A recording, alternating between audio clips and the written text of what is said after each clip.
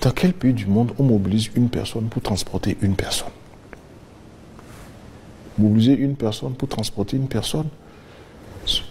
Pour que celui qui le fait s'en sorte, il faut qu'il fasse payer cher son client. C'est une perte pour vous. C'est une perte pour lui, pour sa santé, pour tout le monde. Et c'est un facteur d'émission de gaz à effet de serre très élevé. Parce qu'il y a plusieurs motos. Vous voulez transporter 50 personnes, vous devez démarrer 50 motos. Donc, on va vers un transport public de masse, avec bus. Nous allons même électrifier ce transport pour aller vers des modes de transport doux, comme les bus électriques. Dans un futur comme proche. Dans un futur. Le transport fluvial n'est pas développé. Le transport fluvial n'est pas encore développé, mais il va l'être. Aujourd'hui, nous avons un programme en cours de préparation avec la Banque mondiale qui est le projet de mobilité urbaine durable, qui est une grosse composante transport fluvial sur le lac Nokoué et ses chenaux jusqu'à la lagune de Porto-Novo, que nous allons étendre sur les institutions du président de la République. Nous allons nous reconnecter au système ouest qui va sur les lagunes de Huida pour nous reconnecter par le dragage qu'on a fait à Djondji pour nous reconnecter au lac Aémé. Et donc on aura tout notre système lacustre et fluvio-lagunaire connecté avec un objectif de réhabiliter la navigabilité des voies d'eau.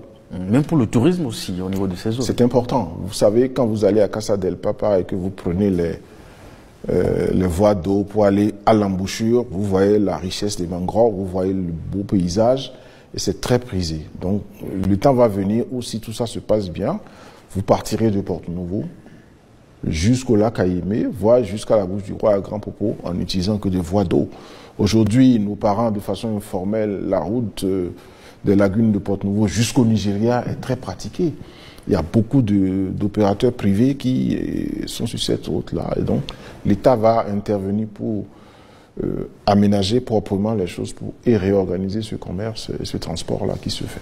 La question du transport fluvial m'amène à vous demander ce qu'il en est de l'organisation ou de la réorganisation du transport en commun au Bénin. Le transport en commun va être relancé. Vous savez, il faut faire les choses étape par étape. Nous avons passé du temps pour faire du transport en commun, pour amener des bus qui soient en bon état. Il faut que vous ayez de bonnes routes. La priorité numéro 1, que j'appelle l'urgence, a été de faire des routes. Ces routes ont été dimensionnées avec des emprises suffisantes pour qu'on ait aujourd'hui des couloirs de transport en commun. Nous sommes, si tout se passe bien, en mai, le board, le conseil d'administration de la Banque mondiale va approuver notre projet de mobilité urbaine durable du Grand Nokoué. Et ça, c'est principalement du transport collectif, du transport urbain. Et là, l'État va faire les infrastructures, organiser l'environnement et passer l'exploitation des lignes au secteur privé. Parce que l'État ne va pas tout faire. Il faut laisser les privés. Mais c'est parce que on n'a pas bien fait les choses que ceux qui se sont lancés dans le transport public ont échoué parce que la partition que l'État et les collectivités devraient jouer n'a pas été correctement jouée. Nous avons repris la main sur cette mobilité. Vous savez, quand vous avez fini de faire des routes, quand vous avez fini de planifier, de bâtir des villes, ce qui fait le succès des villes, c'est que les gens puissent se déplacer sur leurs différents points de centre d'intérêt. Quitter la maison, aller travailler, aller au marché, aller faire un loisir, aller se détendre le week-end. Pour ça, il faut des routes, oui, mais il faut un système de déplacement qui n'impose pas que chacun ait forcément son propre moyen de déplacement.